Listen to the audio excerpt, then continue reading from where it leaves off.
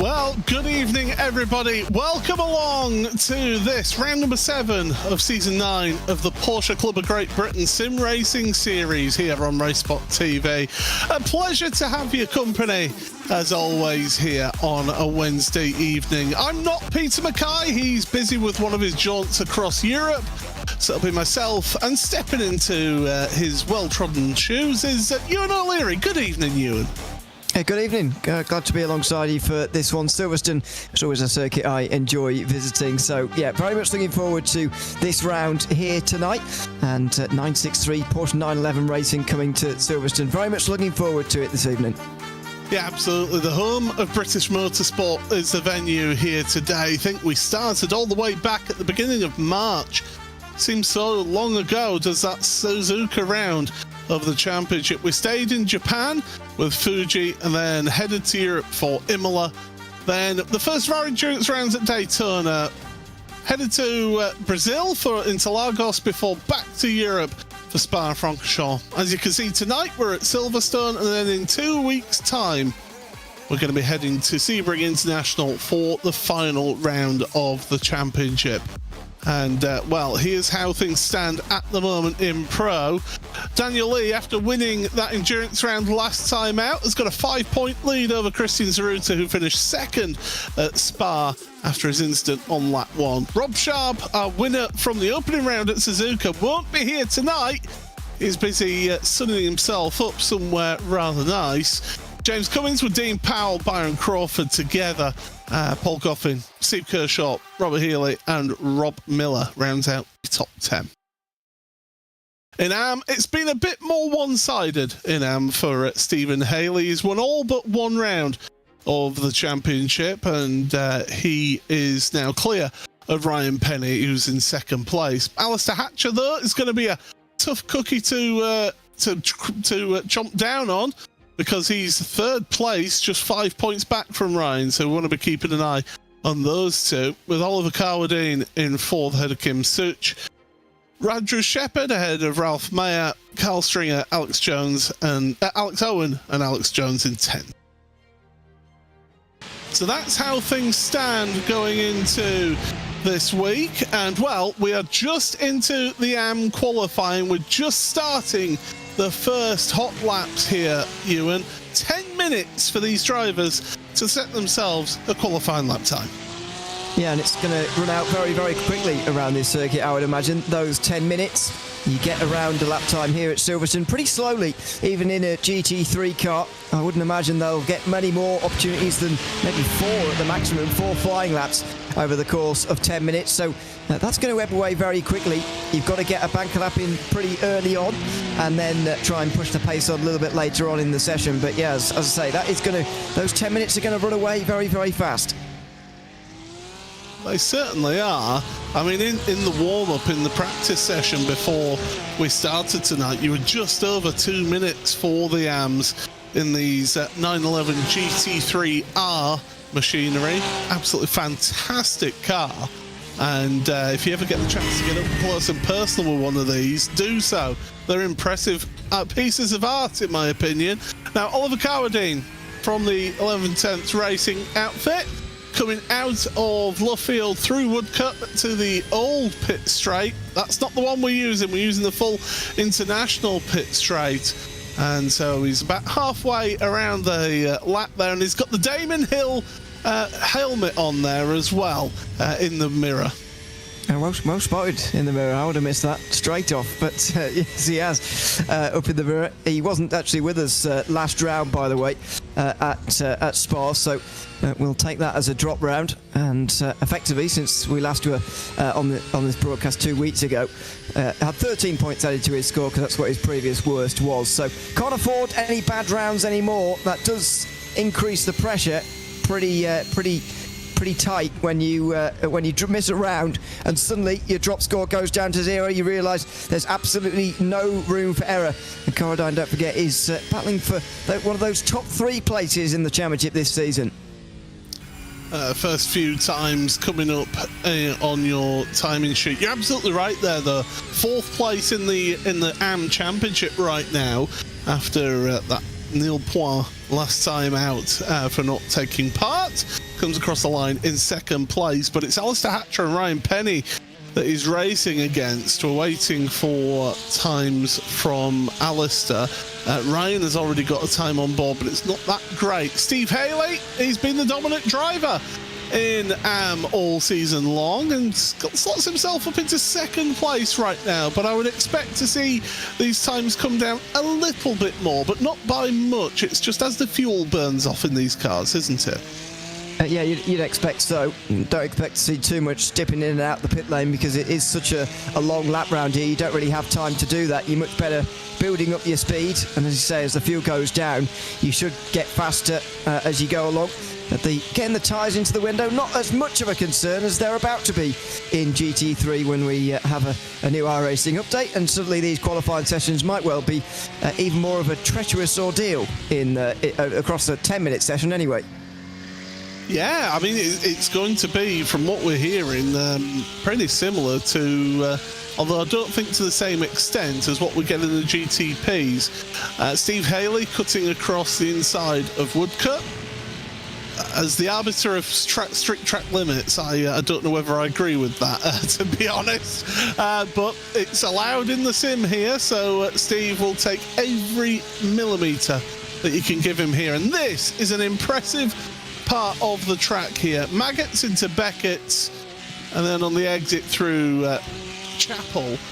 And if you ever get the chance of going to Silverstone and seeing high downforce vehicles, be it World Endurance Championship or GT3 machinery, British GT would be good to see around here, or even Formula One if you're lucky enough and have enough brass in the pocket to afford that.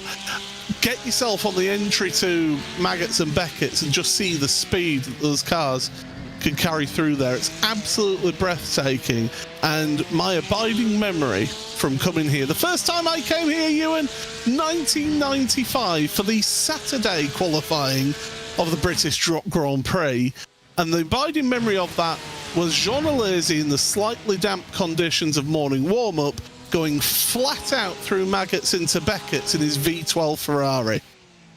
I won't tell you what I was doing in 1995. I guess. but I was 11 years old then as well. So.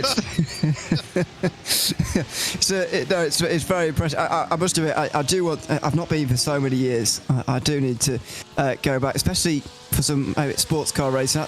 I can't remember if European Le Mans series are still coming here these days. I know it's not a World Endurance round anymore, but anyway, those will be impressive machines as well. LMP2 to see come through Max Beckett. I hope that World Endurance Championship returns to Silverstone one day, but unfortunately we've not seen it for many years now, and you have to go elsewhere for high downforce action through Maggots and Beckett's, at least to another series, as you say, Formula One, especially a few years ago when they had the sort of ultra high downforce cars about 4 years ago.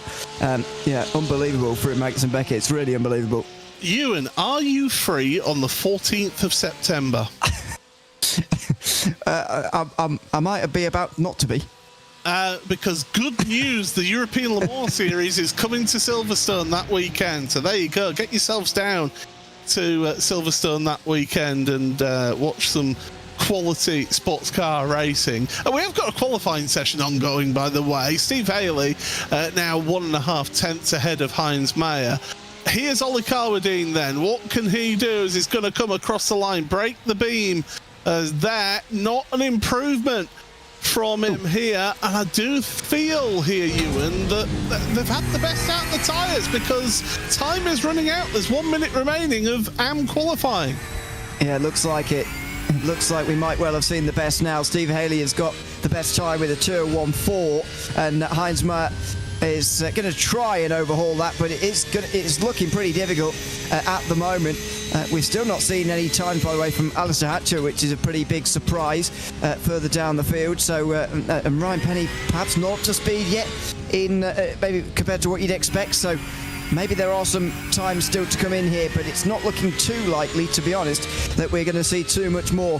Meyer is not too far behind Alistair Hatcher, actually, by the way, so those two times are going to come across very, very quickly indeed. In fact, there you can see Hatcher in the distance. These two times are going to come across very, very soon after one another. But are they going to get anywhere near Steve Haley? Well, it's not looking likely for the moment. It is easy to pick up an off-track penalty which would invalidate your qualifying lap, especially through this section here, as Alistair Hatcher, I can tell you, has gone off at Maggots and Beckett's, so he's not going to be setting himself a qualifying time. Ryan Penny has had issues out there. I can see a yellow flag to his name. So Heinz Meyer, what can he do here? Can he get ahead of Steve Haley and just pit him to the post here? We've got a few more corners to go. Not so you won't. That's send a postcard to the apex, I'm afraid. It certainly is. There was at least a car width, maybe two, down the inside there. You could have fitted yourself down, but anyway, Heinz Meyer will now pull himself into the final chicane and try and give it a go, suggesting to me, this is carried on, suggesting that there might be some improvement to be had, but there isn't. 202.5, and Meyer is going to stay in second place.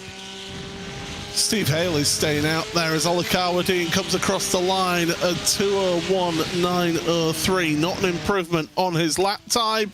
Here is the provisional pole sitter then. He's going to come across the line for formalities, I feel. Across the line he goes. Oh, just misses out on beating his fastest lap, does Steve Haley. And across the line as well comes Alex Owen, who does not set a valid lap time. So we have got 8 cars in this field here today. It's just unfortunately 2 of them have not been able to set themselves a qualifying lap here. So we'll go through how things stand then in as everybody gets themselves ready for the pro qualifying. Steve Haley then is on pole position. He is 0.16 of a second ahead of Heinz Meyer in second place. Olakawa Dean third then, ahead of Ralph Meyer, with Kim Such and Ryan Penny. Big qualifying there. Ryan Penny finishing 6th compared to Olakawa Dean's 3rd. That could be big for the championship. Also big is Alistair Hatcher 7th with no time, and Alex Owen 8th with no time as well. Getting a nice look at the Oris Digital car then, and here's Rexy then. Alex Owen just trying to get some last minute practice in. Track temperature, I was going to touch on this, Ewan, before we get ready for the pros going out there with 2.5 minutes before their qualifying. 35.5 degrees, so 36 degrees our graphic rounds it up to. It's not the hottest track temperature, but you, especially in those GT3s, you do start feeling it towards the end of that 10 minutes. Yeah, exactly. I'm not sure at that temperature going to be a huge factor in the race as long as you keep on top of it, but certainly in that qualifying session when you're pushing 100%, these corners at Silverstone, some of them anyway, really quite strenuous on the tyres, and that can put a lot of heat through them, can make them go off very, very quickly indeed. As it just rounds down to 35, it's not really changing very much. It should be a problem towards the end of that 10-minute session, and maybe that's what we were seeing there. I don't think a single driver improved on their lap time with the last lap of the session, which probably underlines that fact that the tyres just weren't up to it anymore at the end of the session because of the track temperature, and as I say, because of the long nature of these corners, high-speed corners, puts a lot of load through these tyres, a lot of heat through these tyres as well. That meant that we didn't see very many improvements at all towards the end of that session. You make a very good point there, talking about the long radius, sort of medium to high-speed corners that this track has. Completely different challenge to, say, somewhere like Imola, where we went earlier in the season. It provides itself a bit of a challenge. There's nothing you can do in the setup other than changing your brake bias here, because all the drivers are running the same setup here. So it is a fixed setup series. Brake bias and basically how you apply your right and left boot, isn't it? That's all that you can do here today. Yeah, I wonder whether one of these drivers could have been minded to maybe after their first flying lap, just had a slower lap for the second one and then maybe go again towards the end of the session, but maybe that wouldn't have worked any better either.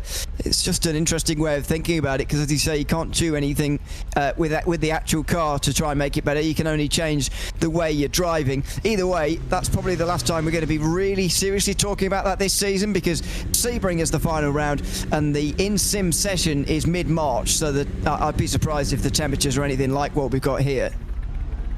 And never say never. I've seen all sorts of temperatures in sim. Drivers getting themselves ready for the start. Chris Zaruta timing that to perfection and getting himself out to the front of the queue there. So a little bit of a cheeky overtake on pit road.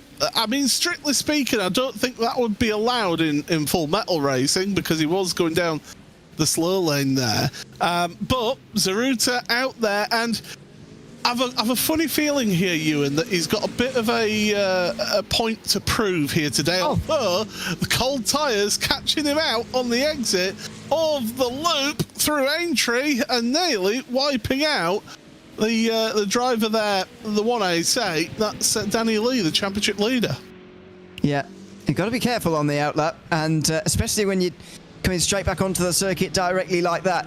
I must admit, I've done quite a bit of driving, not in the Porsche, but in the GTP at least, through Silverstone. I have to say, cold tyres, nothing is like going through Aintree on the first lap. I've got to say, I've never felt anything like it. It is so difficult. And as you saw there, even Christian Saru getting caught out by that. So just got to be really, really cautious. Thankfully, this is only the qualifying session, I suppose, but watch out for that on lap number 1. I'd be surprised and impressed, indeed, if everybody gets through Aintree on the first lap. It's super, super difficult. Yeah, I mean, these tyres are stone cold. It's literally no tyre blankets here. Out of the garage and straight onto the track, and you've got to just build this up here. You've got to build up the pressures, the air pressures in the tyres, as well as the temperatures of the tyres. Not just the surface temperature, but also the carcass, and you can use the brakes to try and build up that heat inside the wheel rim itself. We're not going to see any representative times on these opening, 2 laps, so I would say we won't really see some representative times. I think it'll be lap 3, 4 and 5 is where we'll really see those hot laps. Yeah, just use this first lap to really build the speed. Ideally, you know, maybe people think, well, it's sort of a throwaway lap, doesn't really matter what happens, but actually I would really make sure, if I was in this session, to actually make sure this lap at least counts, because based on what we've seen in the first part of this qualifying session with the AMs, having just a lap time that counts might get you a position or 2 for free, even if you don't get any of your second 2 laps or however many there's going to be to end the session. You've at least got something on the board to show for yourself, and it might give you a position or 2, as I say. So make sure you stay on the circuit at least for this bit. Just get that banker lap in and then really go for it for the last 2 or 3 laps, or however many this is going to be. That's where this session is really going to be won and lost. And you'd think as well in these cars that the tyres going away from them towards the end might be less of an issue, but we'll find out in the next 7 minutes. Yeah, interested to see how these drivers get on here in this qualifying time. So yeah, the drivers just building things up, and you can see there's still an element of understeer in these Porsche 963 GTPs, as they're called in IMSA, and I suppose the hypercars in the World Endurance Championship. And interesting point to note, and I know I've mentioned it a couple of times on these broadcasts here on the Porsche Club of Great Britain eSports series, but Peter telling us that back in Daytona, when he was chatting to a few of the team from Porsche, they were saying that these cars, these GTP cars, have got basically the same downforce that the old RSR GTE had. So it just goes to show how much downforce those GTE cars had back in the day. Yeah, that's pretty extraordinary. I knew the GTE cars were quite downforce heavy, but goodness me. Or maybe, does it show that sense of it, or does it show the sense that GTPs actually do just drive like a very powerful GT car? I can't, you know, I've heard that quite a lot from drivers as well, that actually these don't really drive a lot like prototypes sometimes. Well, we'll have to wait and see, but first times are on the board then. 149.651 for Danny Lee, the championship leader. In practice, we were getting times down to 146.7s. Christian Zeruta, the fastest in practice before qualifying here. See how Christian can get on here. He needs a good round here. He needs to gain some points back on Danny Lee, doesn't he, to try and take this championship all the way to the final round. Yeah, very much so. He needs to bring this into a realistic margin. I think they're likely to finish 1 and 2, I think, these two, but in what order is the question. And if Zeruta can win, then it would be down to 2 points for the final round of the season, in which case it would be a winner-takes-all if either of them can win that final round of the season. So just bringing it below that sort of 3-point margin can effectively give you a sort of winner-takes-all, or whoever finishes ahead of the other sort of situation, and that will be very beneficial, and that's got to be the target for Christian Zeruta here. And just see visually, he seems to be catching up to Danny Lee on this qualifying session at the moment. Not sure whether that is just visual or whether that's being reflected in the lap times. We're about to find out as they come across the line again. It's very close between the two of them. It's Byron Crawford that's just ahead of Christian there. Beginning to slipstream down the straights. The problem is when you come to the twisty stuff, Byron Crawford and Christian Zeruta to the top of the standings, but we're expecting times to get even quicker than that. 148.0 is now the target time. Danny Lee in second place as through the loop, and Crawford just hampered Zeruta on this lap, and Christian he'll be kicking his chances, being too close to the back of Byron Crawford there. That'll cost him time going on to the back straight there, onto the Wellington straight. James Cummins, good to see James here as always, fourth in the championship, just 1 point back from Rob Sharp. But of course, Rob is missing today, so that means that his drop score of 12 points will get added to his championship standing. So James needs to score more than 12 points here today, Ewan, to try and get a jump on Rob in the championship.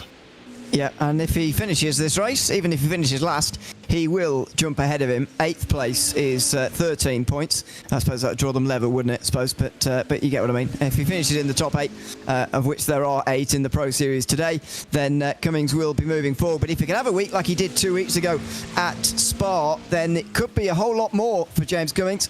A 3rd place finish, a very respectable podium finish as well, bringing him up to 4th place in the standings, and just keeping those behind him at bay as well, the likes of Byron Crawford and Dean Powell, who are tied for 5th place at the moment. Both of them are here, and if he can finish ahead of both of those as well, he's really keeping the rest of the field at arm's length, if you like, for that battle for 3rd in the championship. Danny Lee across the line gets to the top of qualifying. Here comes James Cummins across the line, 48.760. That puts him up to 3rd place right now, provisionally in qualifying. Steve Kershaw jumping up into 4th now, ahead of Byron Crawford. So times are coming in here. Here's Zeruta then. Dean Powell up into 3rd place here. So, a big switch there still. This is what lap 4 for these drivers, Ewan, and still twitching through entry.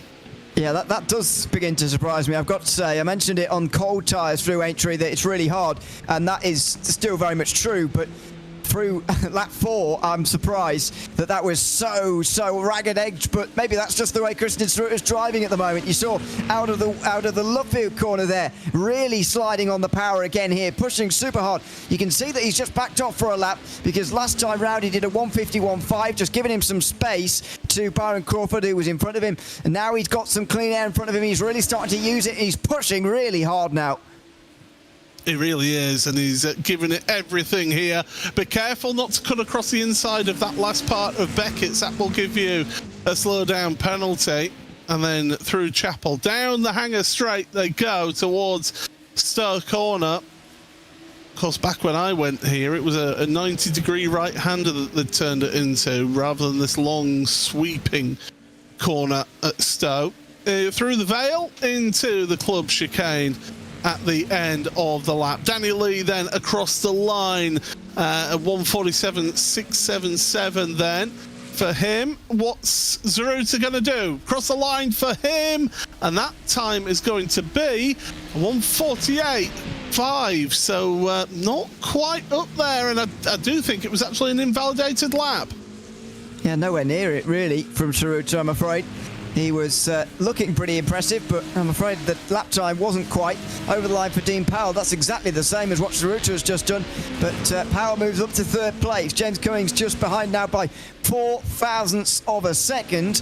Cummings is just in the start of another lap, I think. Yeah, so we'll have one more opportunity. So everybody's got over the line for one more chance. They've had one more lap, actually, than what the AM drivers had, these pros in the 963s. And so Danny Lee is going to lead them around for one more time, one more lap for everybody to hopefully improve.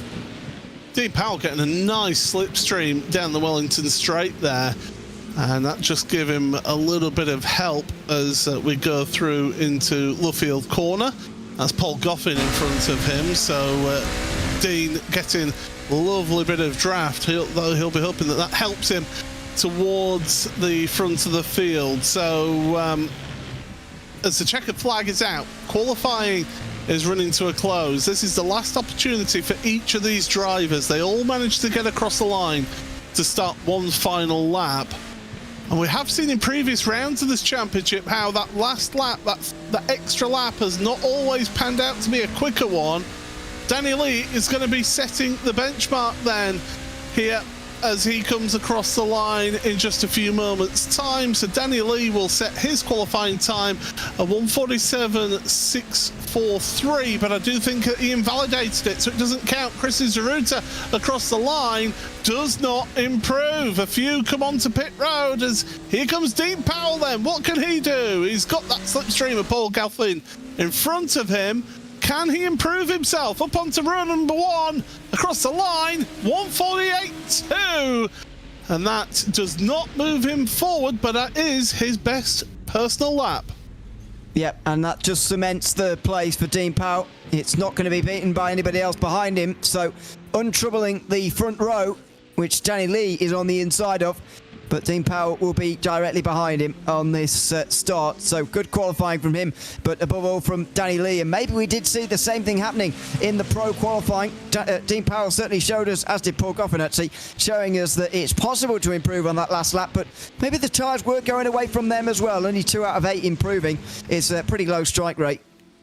You could tell it's a typical Silverstone day because there was a big cloud went over the track halfway through qualifying. Track temperatures down to 32 degrees Celsius, so it dropped 3-4 degrees in that qualifying session. So that will have had a little effect with these cars, but not too much, I wouldn't say. It's not like you've had a big sort of 10-12 degree change in the temperature of the track. We are fortunate. We've got partly cloudy skies, no rain on the horizon, so the drivers can focus themselves on the race then and head into that race session in just a few moments' time. But that is going to be the end of qualifying. Doesn't it look good, Silverstone? The nice bit of sunshine on the track there. And we will be able to give you your starting grid in just a few moments' time, as the drivers will get one final warm-up session here. And in fact, let's give you the pole lap here. Ewan, why don't you take us through a lap of this Silverstone? Now on board with the Porsche 911 GT3 of Steve Haley in towards turn 1 first of all. Not quite flat out in these GT3 cars, just got to lift off even down into 4th gear actually, then rev it out just up into 5th briefly before the braking zone at turn number 3, keeping it right to the left hand side here just to open out the corner, then get it to the right hand side, dive for that apex and focus on the exit of this corner. Late apex through there, through the loop and now in towards entry. Look much less on edge actually as it is in the 963s. And now down the Wellington straight under the bridge in towards Brooklands corner. Really difficult to get this right actually. The GT3 cars almost lifting their rear left tyre off the ground as they come through this corner, then opening it out for Luffield. Almost a double apex corner this one. First early on, then very late on, again focusing on the exit, which you need to do so often around this Silverstone circuit. Then through at Woodcote, where they blatantly exceed track limits, but they're allowed to do it, so whatever. In towards Copse Corner, where they'll probably do it again. Maximum commitment through here, just down into fourth gear. Look at that on the rear there. Steve Haley controlling it nicely. And actually doesn't use very much of the exit curve at all, kind of surprisingly. In towards Maggots and Beckett's. This is where the tyres really get lent on in these GT3s. Down to fourth initially, then down to third for the second part, the left-hander, then opening out again this right-hander. Another good exit required down the famous Hanger Straight. Didn't even quite extend as much as he could have done there, maybe, coming out of Chapel Curve. But anyway, he'll be fine down the Hanger Straight on the way towards Stowe Corner. Look to grab the apex here on the right-hand side. Follow it round as close as possible. Could have got a little bit further, but pretty good there. And then using that little bit of AstroTurf, the exit curve there on the left-hand side. Bring it to the right to open out the final chicane as much as possible. And again, focusing on the run out of here rather than the run in. There's the second apex. A little bit wide through that second part, but it will be fine through the final corner. Absolutely flat out in these GT3 cars. And that's how Steve Haley took pole by a relatively small margin, actually, in the end. Certainly did, and we'll get a look in just a second at your pro pole position lap as well. Slightly quicker in the prototype. Danny Lee then we're on board with, and yet look at the difference in speed that they're able to carry through Abbey and Farm corner and then onto the brakes into Village. Open up the corner as much as he can. Get the car. Now, does he get it all the way up to the right? Not quite to open up fully the loop. I always forget the names of these corners. It's still new to me. It's only been here since 2010. Through Aintree and then down the Wellington Straight he goes towards Brooklands in front of the British Racing Drivers Club on the right-hand side. So they've got a beautiful view of these cars pushing in through Brooklands and into Luffield. You can see the difference there. Danny Lee is hugging the apex rather than V'ing it off like we saw with Stephen Haley. So nothing corner is Woodcote in one of these cars. Pretty much most cars now, it's not a nothing corner. Copse Corner, look at him using all the curb on the right hand side and left hand side.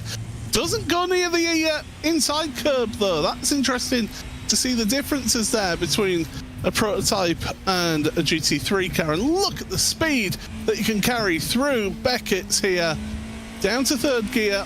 Let the car run way out wide. That's what Ewan was talking about, using the track limits and then some. Let the car wander across to that left-hand side for Stowe Corner, and you could just see the speed that these prototypes could carry compared to that GT3, and it shows in the lap times being, what is that, about 13-14 seconds a lap quicker. So that traffic will come into play in this race here today. And there's Danny Lee. Doesn't really get to the apex of the final part of club. Doesn't matter. That's pole position for our Pro Championship leader. And it's got a bit dark out there again. Cloud cover coming over. In fact, we're later in the day into the evening here. So the series admin's moving things on into the evening. Track conditions completely different now, Ewan, compared to qualifying. We're down to 23 degrees for these drivers. For the prototypes, that'll be sketchy first 3 laps, I would say. Yeah, absolutely it will be. And for these GT3s, they'll be pretty pleased about that, actually, that the track temperature has come down by so much.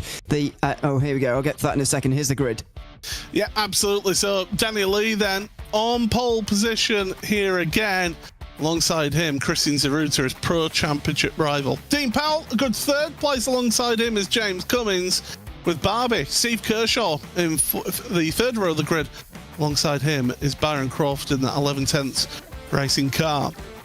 Paul Goffin and Rob Healy rounds out your pro drivers here on the grid. And then it's 8 cars in AM as well. Steve Haley takes pole position again, but only by a 10.5 over Heinz Meyer in that Oris Digital car. Ollie Cowardine in that 11/10 car in row number 2. Alongside him is Steve Meyer, with Kim Such and Ryan Penny, the 2 Oris Digital teammates, on row number 3. Alistair Hatcher and Alex Owen not able to set a lap time in qualifying. Be interested to see what they can do here in the race. It's a relatively short pacing here as well, Ewan. So, especially those prototypes, touching on what we were discussing before the grid, those conditions are going to be key for this opening of the race. Yeah, and there could be some vigorous tyre warm-up going on here in the very brief bit of formation lap that we do have, starting in just a few moments' time. What I was going to mention, by the way, is that one of the reasons really that this is going to continue to dip, actually, the track temperature, 23 degrees track temperature as we come into the race session. It's predicted to start this race in sim at 7 p.m, so it is only going to get worse from here for track temperature, and that's, I suppose, doesn't matter for later on because these 963s will be up to temperature, but it's going to make this first part of the race very, very difficult. Well, it's a pleasure to have you all along here, all you race fans at home watching this one here tonight. Paul Smith, Ewan O'Leary, bringing to you Season 9 of the Porsche Club of Great Britain Esports Series, round number 7 here from the home of British Motorsport, Silverstone. And it's Danny Lee who's on pole position, will take the green flag, and away we go. And it's a great launch from Christian Zaruta on the outside of row number 1. How will the two championship protagonists go through Abbey? Oh, big moment, Zaruta's around! Cold tyres catching him out, and once again, Zaruta has an absolute nightmare at the start as the AM drivers now get away. Steve Haley getting a good launch. Alex Owen actually started way back in the field, but they're all getting through. But those prototypes, the pro drivers, really struggling with those cold tyres in the early stages. And they certainly are, and we saw it happen to Christian Zaruta on the outlap in qualifying. Well, he's done it again, I'm afraid, in the race. He made a good start on the outside. Look at him tearing through the field already, by the way, up to 5th place. You saw it on the qualifying session, but in the race, it just matters a whole lot more. Through turn 1, he got a great start, but just really loose on the outside line of Danny Lee, and that is a big advantage to give up there to your championship rival in a much shorter race tonight, don't forget, than 2 weeks ago. Steve Kershaw has the mechanical warning flag, the meatball flag, so he's going to have to come onto pit road and get repairs. Was it Barbie that caught Chrissy Zaruta's car in all of that? We'll have to look back on that in a little bit time. But right now, onto the hangar straight for the pros for the first time. And look at Danny Lee and Dean Powell, both feeling the need to get some more warmth into those tyres. They're desperate for tyre temperature here. Yeah, they absolutely are. That's what I thought they'd do more before the race, to be honest, and early on. But there you go, it's taken to the hangar straight, and now they're weaving around a little bit. Danny Lee, though, able to take advantage of those cold tyres much better than the others. Over a second ahead of the rest of the field. Dean Powell, James Cummings, Byron Crawford next up. Looks like Steve Kershaw has come to pit lane. Yeah, there we go. So first stop of the day, unfortunately early for Steve Kershaw. Certainly is, but gets a fast repair. So anybody new to this championship, you do get 2 fast repairs. It's basically, oh, that was a big moment there for Byron Crawford and James Cummings there and all of that. Meanwhile, Dean Powell made a big mistake going into the right-hander at Village, so still not up to temperature and struggling. And Chrissy Zaruta's not that far back, but I think back to Imola. Christian won't like me bringing this up, but Imola, turn number 1, Tamburello got it all wrong with the cold tyres, and it was a nightmare race. We saw last time out at Spa as well, had an incident through Eau Rouge Radion, and almost side-to-side contact there, Naylor, between Crawford and Zaruta. Zaruta, and these lap 1s, he has been caught out a few times this season. And it's, yeah, not hard to see why with these tyres. I've got to say, it is so difficult to get underway with these cold tyres without making a mistake. Unfortunately, the last couple of weeks especially, he's been caught out by this couple of occasions, and it's allowed Danny Lee just to get his nose out in front late on in this championship. You'd think Zaruta will still be favourite to rescue a second-place finish, but even that would be a loss of points over Danny Lee. And in fairness, there is still a very long way to go in this race, so I won't speak too soon. But it's still not a great situation. It's a rescue situation that needs doing now for Christian Zaruta again.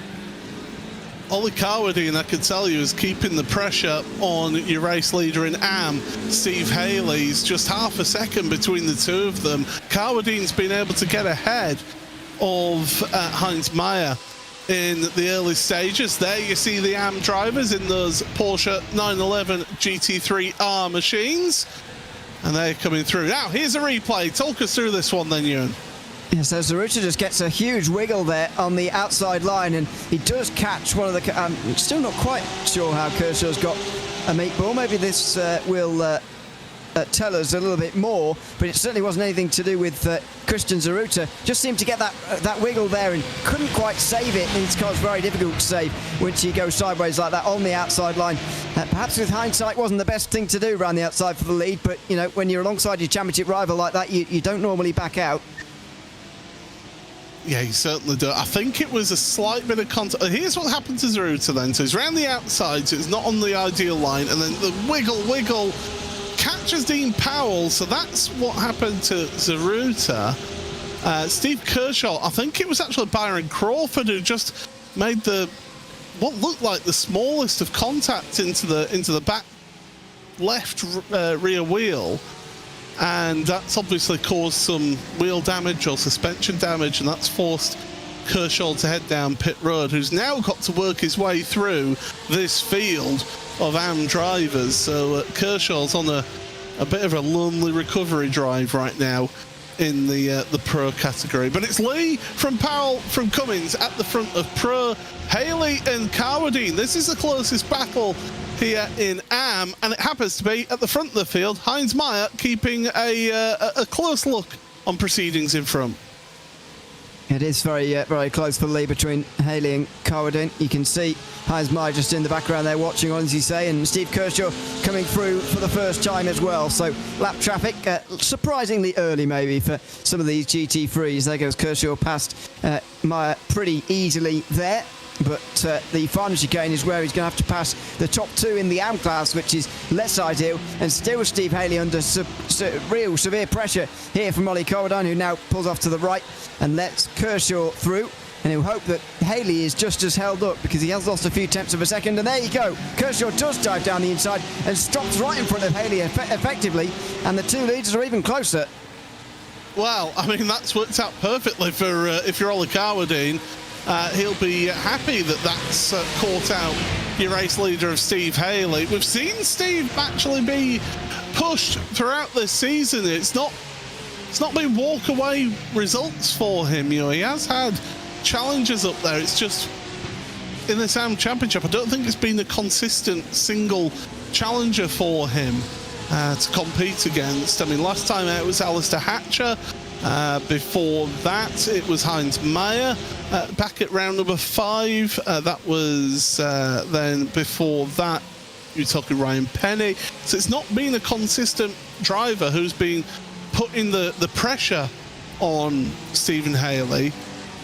There's one thing that I can tell you though, is that those Oris Digital cars, you cannot miss them. They are distinct. Yeah, absolutely.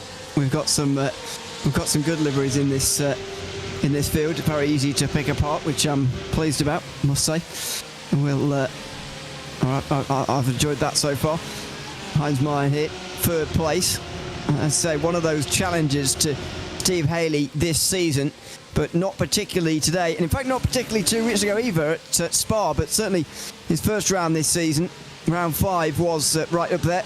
And as you say, sort of fitting into that theme of plenty of drivers challenging Steve Haley in individual races, but non-stringing quite a season together. Even Ryan Penny has had a couple of off rounds, sort of to the lower part of the podium, or even off of it on a couple of occasions, and this is one of them, currently in 4th place as it stands. Yeah, and the great thing about this Oris Digital team is that there's no team orders there. We've seen these teammates fighting lumps amongst themselves, so it's great to see that in the AM class, yes, they've got a big team of 4 cars, but they don't half give each other stick. Now, Zaruta has made it past Crawford here into 4th place, but Crawford is fighting back in this one. Through Copse Corner they go. Now, somebody once said years ago that you can't make an overtake through Copse Corner. Well, I was watching a video earlier today and I saw multiple overtakes through Copse Corner, so it can be done. You just got to have both drivers cooperate, and these two have been cooperating with each other. They don't want to fight too hard, though, do they, Ewan? Because if anything, you want to use each other to pull yourselves forward towards first comings and then Powell and Lee. Yeah, I think for Crawford in an ideal world especially, that's advantageous because Christian Zaruta is pretty clearly quicker than Crawford. But it's just a case here for Byron Crawford. Does he actually think he can stay with Christian Zaruta? He's not at the moment showing that he is going to stay with him, and the slipstream's not quite keeping him there for the moment. Nearly 4 or 5 seconds up to James Cummins right now, so that's going to be pretty difficult for Byron Crawford to stay with. I think that's why he was fighting so hard as well, just to say, well, I'm not going to be able to go with you, so I might as well try and keep 4th place for the moment. That battle has been going on for a little while, actually. Zaruta first got through quite a few corners ago, but the battle continued on for some time. Now we're seeing, though, the pace really show out who is quicker, and Christian Zaruta is putting Byron Crawford into the rearview mirror pretty decisively now. When you think back to that last round at Spa, when Zaruta had that contact on lap 1, had to serve a drive-through penalty at the end of lap 1, with how close he finished to Danny Lee at the end of that race, it was absolutely incredible. Yes, it was an 80-minute endurance round, but we're almost potentially seeing something similar here.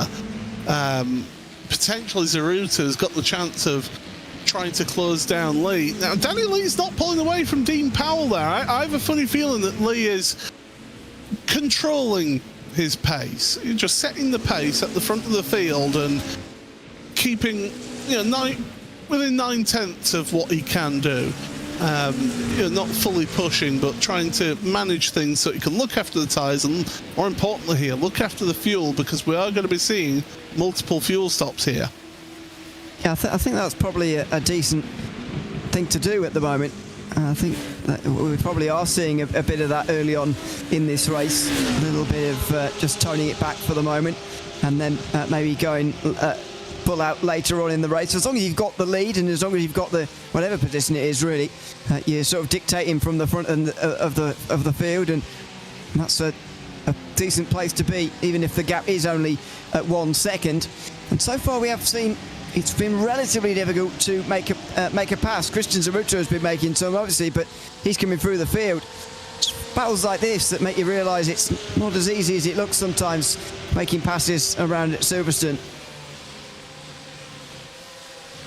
Yeah, with there being medium to long radius corners, if you're in a high downforce car, you can get affected by that dirty air effect, and it can have a negative effect for you following another car. So, it can have a say in matters here today for both classes of car. You will feel it in that GT3 car, just not to the same extent that you would in the GTP machinery that the pros are using. So Heinz Meyer's got a good second ahead of his teammate Ryan Penny, but it's Penny, Such and Hatcher who are all together. Now, Alistair Hatcher has not been having a good day so far today, I think it's fair to say. Didn't get himself a qualifying lap time set, didn't even set a lap time in practice. So I think he was a very late arrival into the session here today. So very much a learning experience as he goes along through the race. Not the best way to go racing, though. No, especially not when you're looking for a result to keep you in 3rd place in the championship. As it stands, Ollie Corwin would be getting very much closer to Hatcher. Don't think quite passing just yet in the championship standings, but Corwin would certainly be getting right up to the back end of Alistair Hatcher in the championship standings, and that will be one to watch in the final round of the season as well. It's given that Haley is leading by such a distance. It's the other positions that are really going to be fought over, and when you are learning throughout a race, it can be a bit frustrating actually, because you obviously get at the peak of your powers towards the end of the race, but unfortunately some of the others might be way too far up the road by that point for him to really overturn those margins. So he's got to learn pretty quickly here and start getting through the field pretty quickly as well, because he's still down in 6th. It certainly is. One thing that is going to be his advantage here, though, is he's getting a bit of fuel saving done here with that double draft from in front of him. You see the different line that the GT3 machinery takes through Copse Corner, using that inside curb to almost hook the car around the corner. You compare that to the prototypes that are getting close to the curb, maybe getting a half a wheel on it, but they don't want to unsettle that prototype through the corner. I can actually tell you that your race leader, overall race leader, you see them in the background as shot there, just going to come onto the hangar straight now.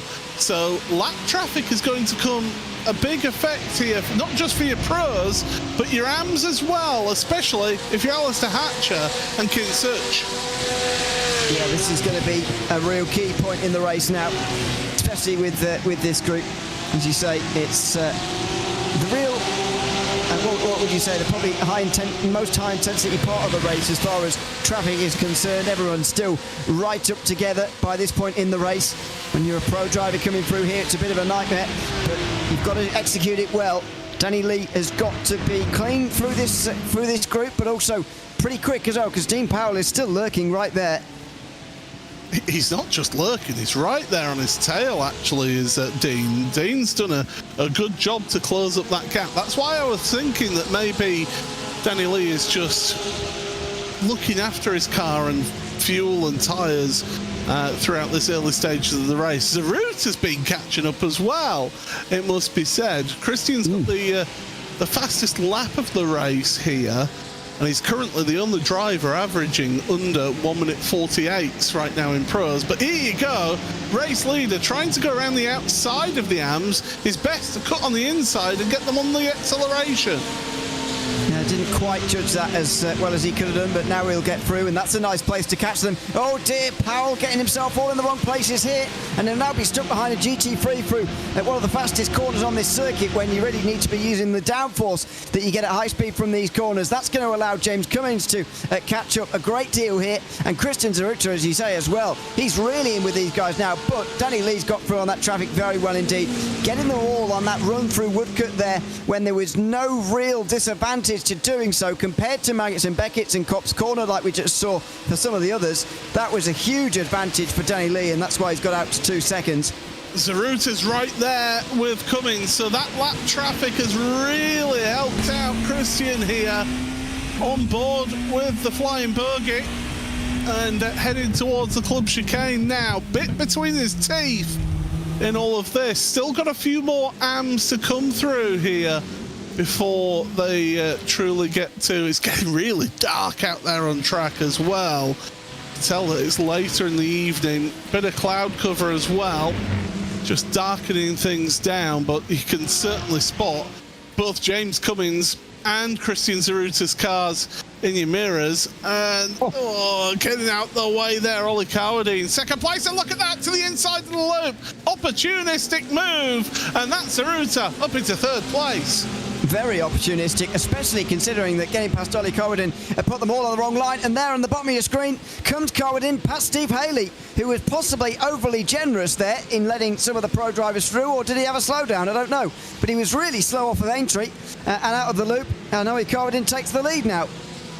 Yeah, he was hooking that inside line. I think you're absolutely right there, Ewan. He was trying to allow the pros to go past, but you're then not carrying that speed onto the Wellington Straight, and, well, you don't need to ask Ollie Cowardine twice about taking the lead of the race.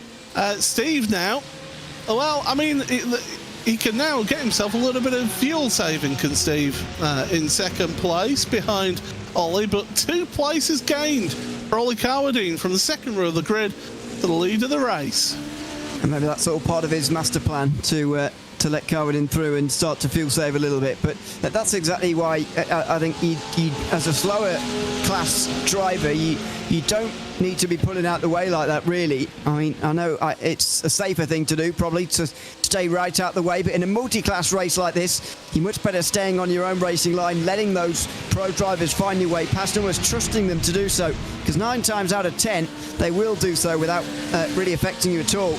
But unfortunately, Haley has been overly generous there, as I would call it, and he's let Ollie Cowardin through. As you said, though, might not be the worst thing in the world, especially with this amount of time remaining. Yeah, we're coming up to 21 and a half minutes remaining in this race. We know we've got pit stops coming up here as well. One expected pit stop for the GT3s, your AM drivers. The prototypes, all but the opening round of the championship, has seen 2 pit stops minimum for these prototypes. The odd one out was the very first round of the championship. Rob Sharp, who's, as I say, busy sunning it up this week on a beach somewhere. I'm sure with an appropriate drink in hand. Within responsible drinking, obviously.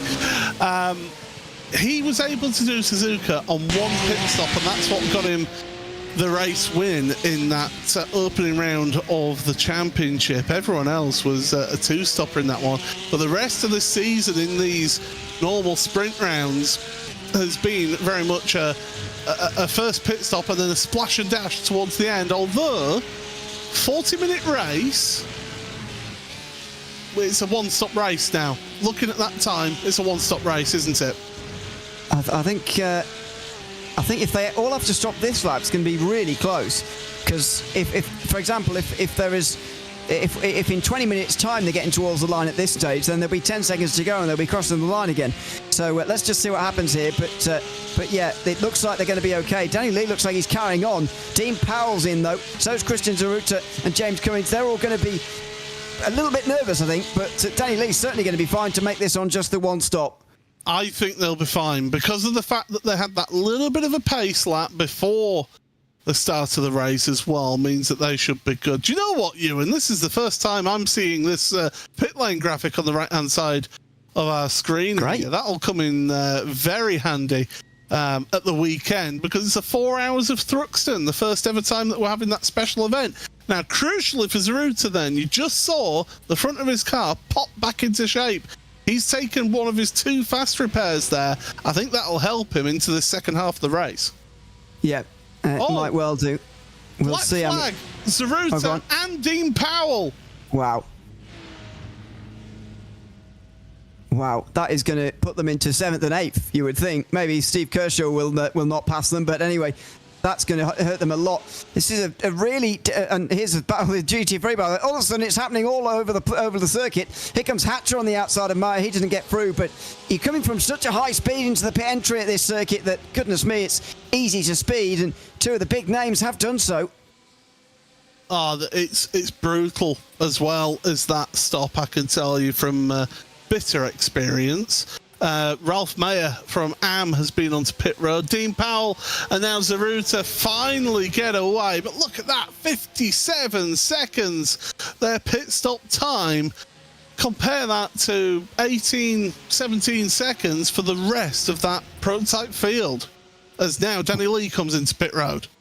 Yeah, that is really long time in pit lane. Danny Lee's certainly going to be fine on fuel here then, to make it on just the 1 stop. I'm pretty surprised that Silverstone and Suzuka are the only 2 circuits out the selection to have had just 1 stop races, I must say. But, you know, not too surprised about Suzuka. This circuit, I thought they'd be burning more fuel, but anyway, clearly they are not. Danny Lee will try then and come out in front of James Cummings, who's now the best of the chasers. He's just in the background. Effectively, for these pro drivers, they've just pitted to re-overtake all the traffic they've just overtaken. They'll be hoping for the AMs to head onto pit road right now and get out of the way, but that's not going to happen here, as the AMs, the AM leaders, Carwadine and Haley, absolutely at loggerheads with each other as they come through. Pit stop for Ryan Penny.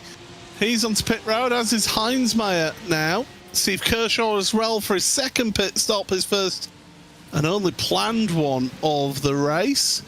So Kershaw's going to be heading down the lane and getting a tank full of virtual fuel. But the 3 Oris Digital cars all together onto pit road certainly does give a colourful look at pit road, with Barbie there for good measure as well. And tyres being taken as well. So at least 2 tyres, I would imagine, rears, I would expect. Yep, looks like it. Here comes Haley, Steve Haley, down the inside in towards Brooklands, and after a little bit of fuel save, you'd imagine on their in-lap now, considering some of their rivals in the AM class have decided to come into pit lane. Steve Haley goes through on the inside line at Brooklands and is now going to push on. Maybe it is, Paul, part of his master plan here. He's just saved a little bit of fuel behind Ollie Carvedin for a while. Now he's gone past and through, surely, as they head down into the pit lane. We'll have to wait and see for them to head onto pit road, but Carvedin down to second place as there goes James Cummins, our second place driver. Look at the gap that Danny Lee has accumulated through all of this. How on earth has he got himself a 12-second lead at the head of Pro? Yeah, that is baffling. I mean, having two of your closest rivals speed into the pit lane helped, but even so, that shouldn't give him a 12-second lead at the front of the field. Certainly not. I think part of the reason is the fact he went on for one more lap, and so he didn't have to re-overtake a lot of those AM drivers that the others did, and that's some of the gap. But I can't think of anything at the moment which explains 12 seconds. Yeah, it was about 4 seconds between Cummins and Lee when they headed onto pit road. You compare that to coming off a pit road, as I say, 12 seconds. It's incredible how he's been able to achieve that as Danny Lee, but achieve it he has. As now the two AM leaders, along with Alistair Hatcher as well, onto pit road for their planned pit stops. And Carvedin getting his fuel. No, I didn't see the car go up on the jacks compared to Haley, who is taking tyres. This could be crucial in this race lead battle. It very much could. I did see, and there we go, Carvedin's going to get out in front. Haley was pretty sluggish on the way into pit lane there. I don't think he could quite see where his pit box was, and Carvedin's jumped him. He will now lead in the AM class coming out of the pit lane and by a little bit of a distance as well, but will those tyres play any sort of a role here for Steve Haley? Will that save his race for him in the next 15 minutes? Well, he's got 14 and a half minutes to show us what effect that will have, as Alistair Hatcher's been able to move forward ahead of both Heinz Meyer and Ralph Meyer. So up into fourth place for Alistair Hatcher. And Alistair right now behind his AM Championship contender for second place in AM, Ryan Penny. So Ollie Carvedin right now looking good in the lead of the race, but it's third place that are fighting for, it's a third place battle for second place in the championship. Confused? I am, but I'm sure you made sense of that, Ewan. Yes. Yes. Yeah, no, Alistair Hatcher has done a really good job in this race so far, from not qualifying to getting up to fourth, and I think he's going to finish third as well, unless I'm going too soon on that. That'll be a couple of podiums in a row over the last two rounds for Hatcher, and just maybe starting to secure a third place in the championship with Ryan Penny behind at the, right in amongst this at the moment. But I think we'll finish behind. Then it's going to be all very close. Carvedin out front. So yeah, it's going to be very close for second in the championship. One thing's for sure, though, is that Steve Haley will still be extending that lead out front, even if he is now second by 1.4 seconds. Yeah, so that gap has, it was 1.8 on the exit of pit road. So you're going to have a good lap or so, maybe 2 laps of getting those new tyres, the new rubber up to temperature, which you would imagine would have been the rear tyres for Stephen Haley. It being a rear-engined, rear-wheel drive car, that will be the ones that take the biggest hammering. I could tell you from experience of going to Monza a couple of years ago with Peter Mackay and with Lewis McGlade as well, we got some intel, and it's basically if it's a front-engined car and it's a majority, say, right-handers, it's the front left that takes the hammering. If it's a mid-engined or rear-engined car, it's the rear left that takes the hammering on the same type of course. So this track at Silverstone, you would say it's majority right-handers here today, so those left side rear would have been taking a bit more of a hammering than the rest of the tyres. Yeah, I must admit that I'm not much of a fan of changing some tyres, but not all. I know that obviously there's constraints in this race that you're not going to be able to get through all 4 tyres, and that's fine. But in that case, I would have done what Ollie Carvedin did and just not change any to be honest. It's not a very long race anyway. I wouldn't have changed any, but there you go. Some of these drivers deciding to. That was quite wide from Heinz Meyer there. Almost looked like the three of them were going wider than the one in front of them. Ryan Penny was all right, but Hatcher was just a little bit in the gravel, and Heinz Meyer fully through the gravel trap that time. Yeah, taking his Porsche into the rallycross spec, which we used to see back in the 80s. As now Hatcher got a really good run through Copse, but not able to get up alongside enough to have the advantage going into Maggots and then Beckett. And Heinz Meyer just getting caught out again. I think those dirty tyres just take a few corners to clean off. It just caught him out there through Beckett's. But Hatcher absolutely all over the engine cover of Ryan Penny in front, trying to put all the pressure and then some on Ryan. Remember, this is important for second place in the AM Championship. Certainly is. And Penny was sharp to the inside there through the final chicane. Hatcher wasn't going to be able to get down the inside there. We'll look for a run on the exit and maybe a dive down the inside at turn 3, if at all possible. The gap very close as they come over the line here. Looking for a good run through turn 1. Has he really got it? He's just missed the apex a little bit there, although Penny was not quite on it either. And Heinz Meyer went completely off the circuit, by the way. Might have even found the barrier down there at turn 1 yet. Yeah, the car just went straight.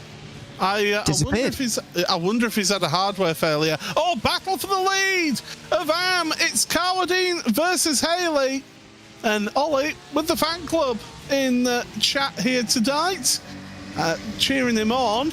But Steve Haley is going to be a tough act to hold back here for just under 10 minutes in this race. But yeah, that was really unusual. Heinz Meyer just going straight on at Abbey.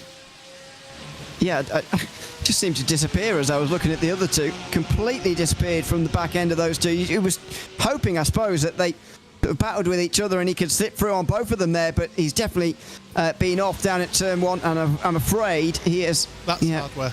It looks like it, doesn't it? Looks like he's gone full lock to the left all of a sudden there on the steering wheel, and that wasn't a correction to oversteer. That did look like a hardware failure. Yeah, the telltale sign of a hardware failure, usually a USB disconnecting or something like that of a steering wheel, and suddenly the car just goes hard left off the track into the netherworld. There's still this fight for first place in AM. So close between these two. So close between third and fourth place in AM as well. Ryan Penny and Alistair Hatcher, those two still together as well. They've got the overall race leader catching up to them as well in their particular battle. AM really giving us the entertainment here today, Ewan, in this race. Yeah, absolutely is. More entertainment than the pro class, absolutely. But that's the great thing about multi-class racing. If one of the two races is gone a bit dry, you can go to the other and there'll be a battle somewhere, and that's what we're seeing here for the lead in the AM class right now. Steve Haley with 8 minutes to go, but as I mentioned earlier in the qualifying session, 8 minutes bleeds away very fast around this circuit in an AM class car, and so kind of depends how many times Danny Lee laps them, but there should be 5 laps to go for these two and the race leader overall for them two to settle their differences. The good news for these AMs is that Danny Lee doesn't need to force or rush his way past them, does he? Because he's got such a big lead in pro, he doesn't need to take those risks that he was taking. Well, he wasn't really taking many risks, to be fair, when they were going through the AMs the first time through. But Danny's got that comfort gap there to be able to just focus forward and think, I'm not going to show my nose down the inside of Copse Corner. I'll hang back and wait until the straight, get them on acceleration. So these two should be able to continue their fight without being affected too much by our pro leader, Danny Lee, who's going to be coming through very shortly indeed. I would imagine the next lap that they'll catch these two up. Yeah. I don't think it'll be Danny Lee they're particularly worried about. I think some of the others might be, though. Although, to be fair, there aren't too many close gaps in pro anymore. Maybe this is going to be a nicer run through traffic for these two AM drivers. But I think the thing that's hanging in the back of my mind anyway is that Steve Haley was as I mentioned, a bit overly generous, really, to the pro drivers coming through last time round. Is he going to do that again here, or is he going to stay glued to the back of the 14 car in front of him here? That's going to be possibly a decisive thing for this final part of the race, because he's got only 4 laps to find his way past and win this race. Yeah, time is running out now for Stephen Haley. But Ollie Cowardine doing a good job in the lead of Am right now. In they go into the braking zone then at Village. I'm not kidding, by the way, Ewan. I literally have to have a track map open to be able to remember the corner names of this relatively new section. It's been open 15 years. Feels like yesterday. Even though I only saw a few British Grand Prix with the previous layout, it does still feel like yesterday. Yeah. Oh, hit it 3 wide, and Danny Lee tried to force the issue there, but couldn't quite in the end. It's Steve Haley who comes off second best, actually. Doesn't get the pass done in the end. And this is Lee now trying to go the long way round through Luffield. Doesn't compromise Ollie Cowardine quite as much. Meanwhile, Ryan Penny, Alistair Hatcher on the bottom of your screen there. This is the battle for the final step of the podium in Am. They're 15 seconds off of this race leading battle in Am, but it's certainly giving us some great entertainment as now James Cummings makes his way through on those two for 3rd and 4th place respectively. This is great stuff to see, and these Porsche 911 GT3Rs giving us some tremendous excitement, and you get action all the way through the field in the Porsche Club of Great Britain, and certainly they're giving us plenty. They have in the Am class, that's for sure. In the background, by the way, Hans Meyer is just catching up to these two. He won't be a factor. He is 1 lap down. It's a great battle for the lead and a great battle for 3rd place to enjoy late on in this race, with traffic to possibly interfere as well. Steve Haley, though, looking strong here. 3 laps now to find his way past. As I say, looking strong, but he's got to find a way past. That's the key thing here. And as I mentioned, time is going to run away very fast from here. Only 3 laps left. How long does that new tyre advantage last, would you say, in these GT3s? As again, Alistair Hatcher putting the pressure on Ryan Penny for 3rd place, as Haley and Cowardine battling for the lead. But that new tyre advantage, it doesn't last too long, does it, when you're pushing, especially if you push? No.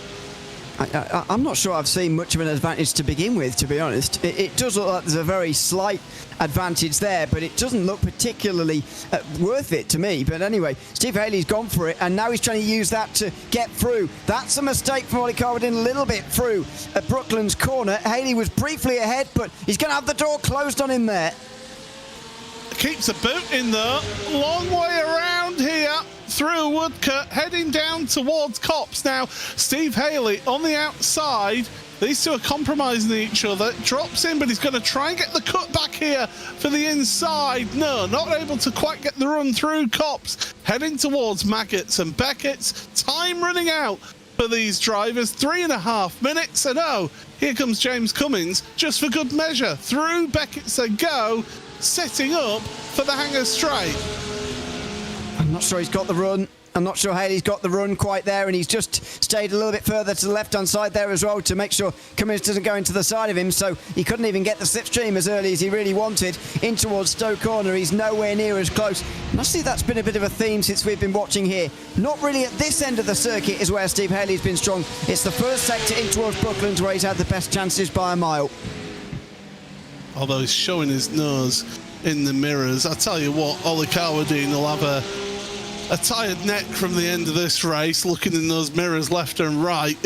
He's showing his nose, is Stephen Haley. He's making sure he knows that he's there.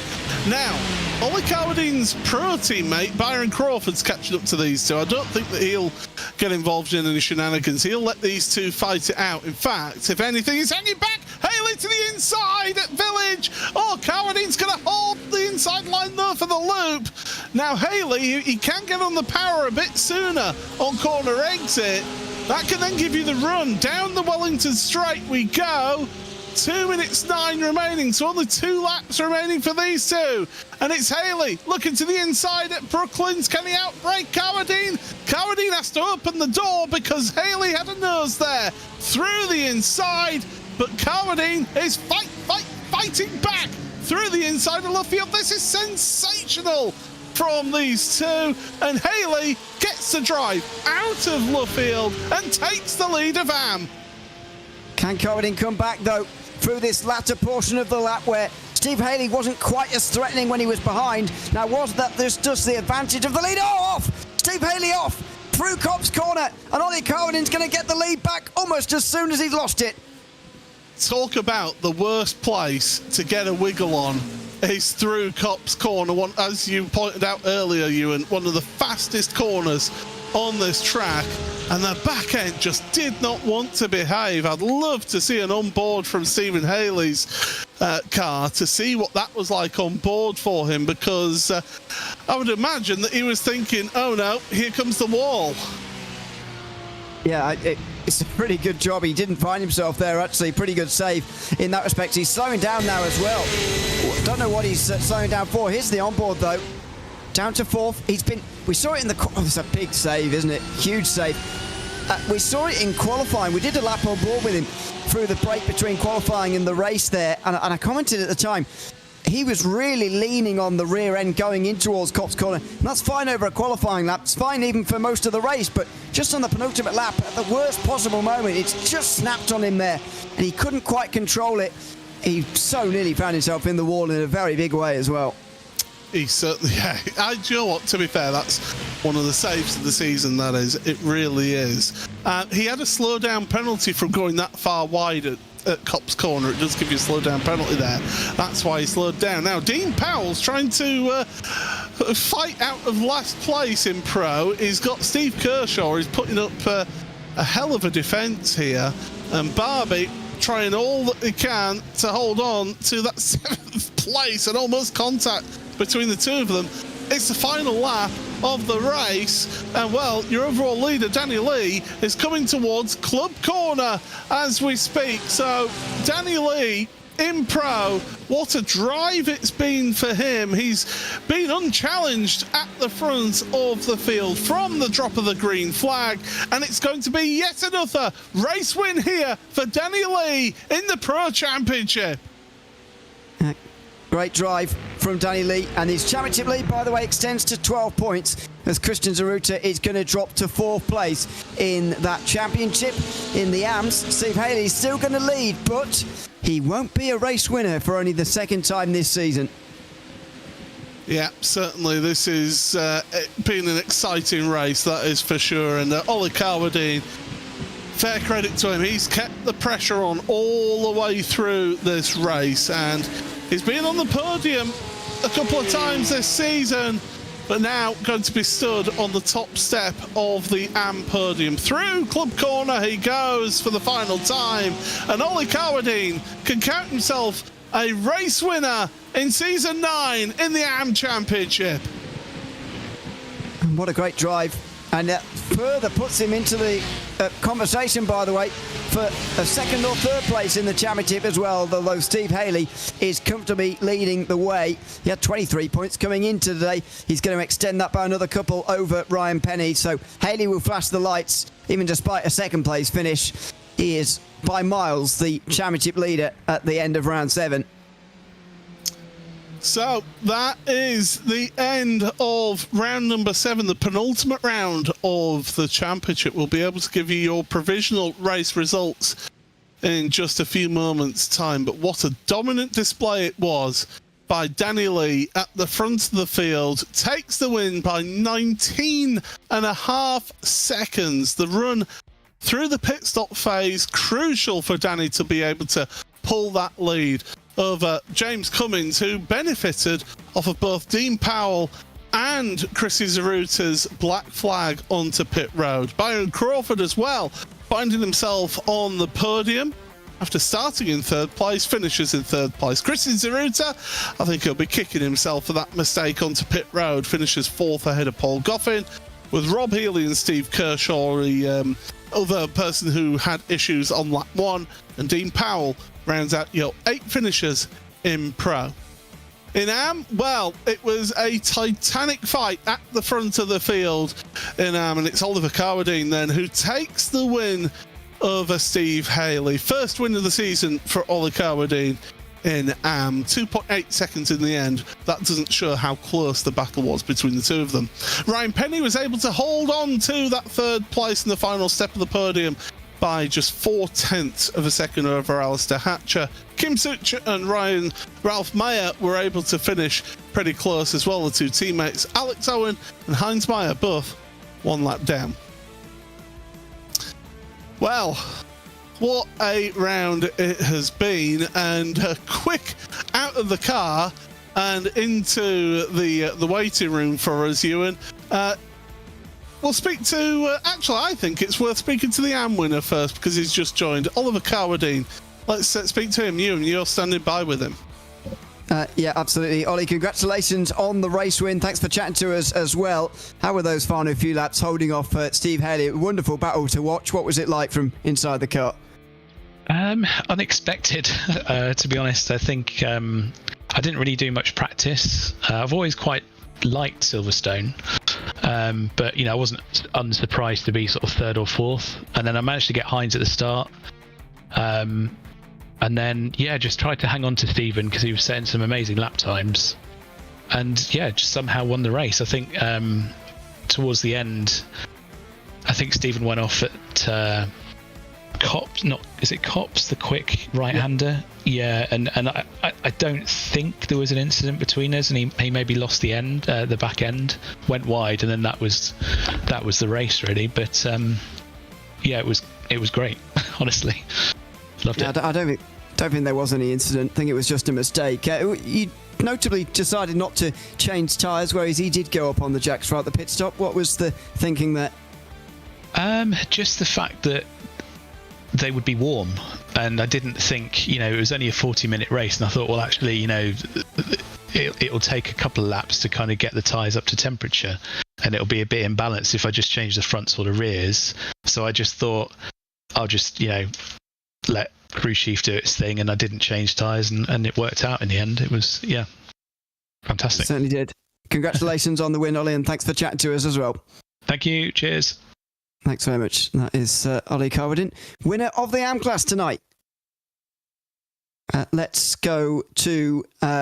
what should we go to next? Let's finish off the AM class, actually, with Stephen Haley, who will... To do you, mate. I just lost the rear, mate. Just started sliding. Sorry, Steve. I've interrupted your conversation. I'm so sorry. Welcome in. Good to have you with us. How was the race for you, especially late on in that one, chasing down Ollie? How was the battle in those final few minutes? Hectic, but really good fun. I knew where parts of the track that I was quicker than Ollie, and I thought I might have been able to get him. I think I showed my hand coming down the back straight a little too early because every lap after the one behind, they kind of blocked it off. But it was a super battle. And I pose the same question to Ollie. I will do for you as well. You decided to change tyres, and Ollie didn't. What was the thinking for you to change a couple of tyres? I got away with changing the rear tyres within the time limit that picked up to set the fuel. But my problem was this: I ran out of fuel coming down the pit lane, so. I was a bit kangaroo juicing it down to my pit box. Did wonder why you lost a little bit of time, but there we go. These things happen. Congratulations on finishing second at least, Stephen. Thanks for chatting to us at the end as well. Cheers, buddy. Thank you. Thanks very much. That's Steve Haley. Second place in the AM class tonight. Let's go to the pros, where Danny Lee has taken victory here tonight. Danny, congratulations on the win. In the end, looked pretty comfortable, nearly 20 seconds. How was that race for you? It was really, really nice. I gotta admit, I enjoyed feeling like I had the upper hand. I enjoy these cars because they reward you if you play the long game, and that was definitely the case here. The first half of it was spent fuel saving, which doesn't sound like fun, but it really, really is from a driver's point of view. It's so satisfying to sort of link it all up and get into a flow and just watch that fuel counter round up to a whole number, and you've got an extra lap in you then.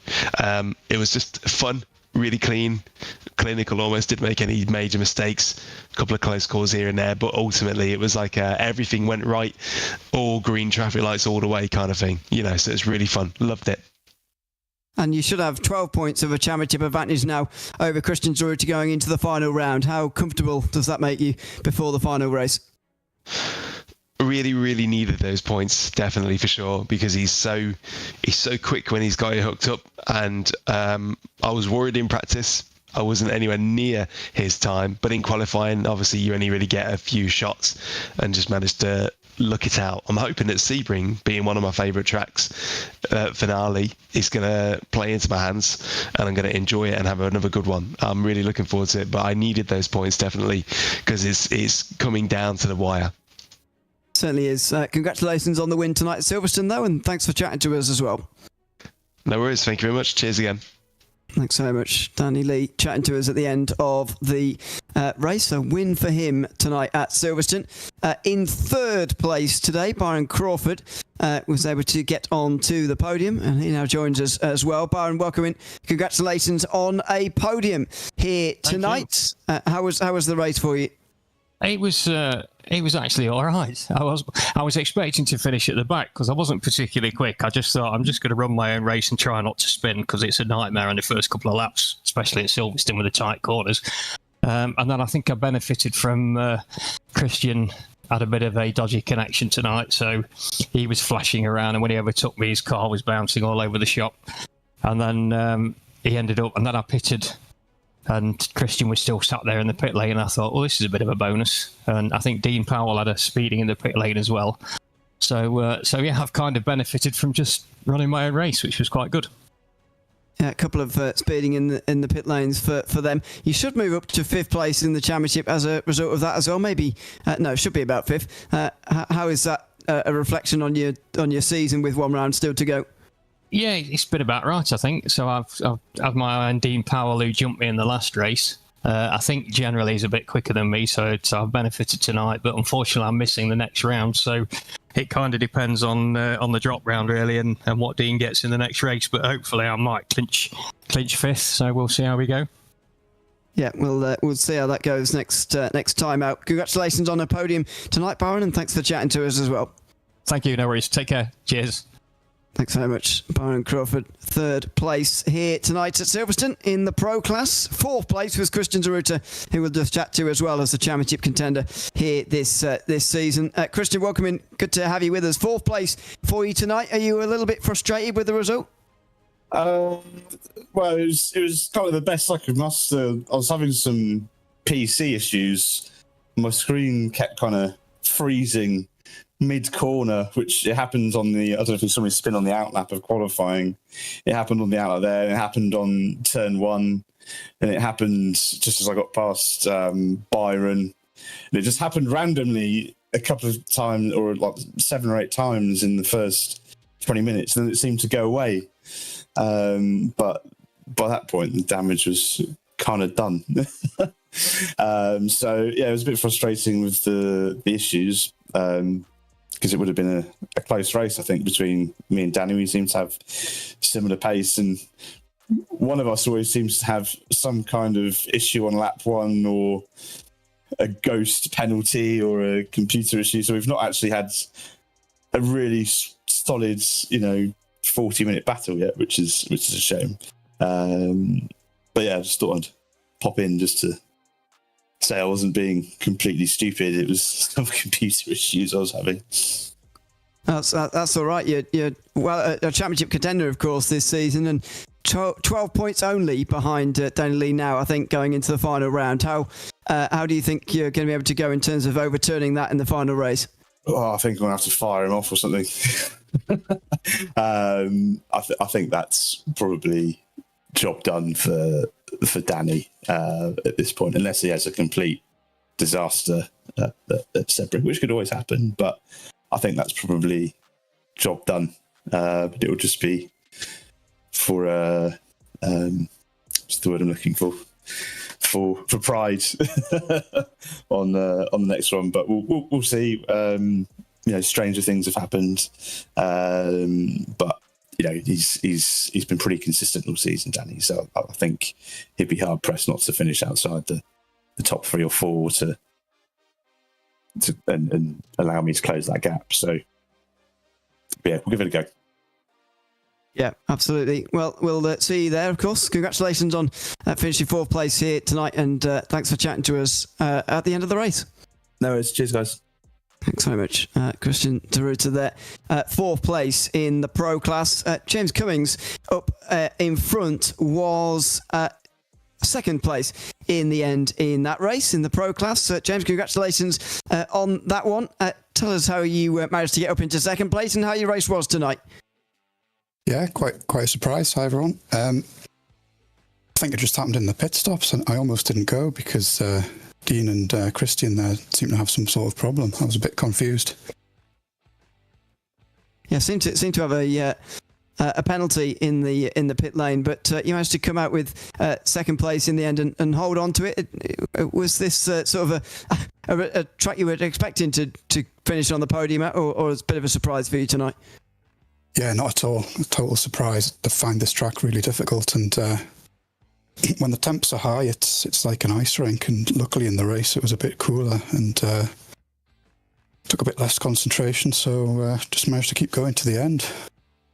Yeah, well, congratulations on 2nd, James, and thanks for chatting to us at the end as well. Yeah, thanks to everyone. Thanks to the organisers and everyone involved in the broadcast. It's great. Cheers now. Thanks so much.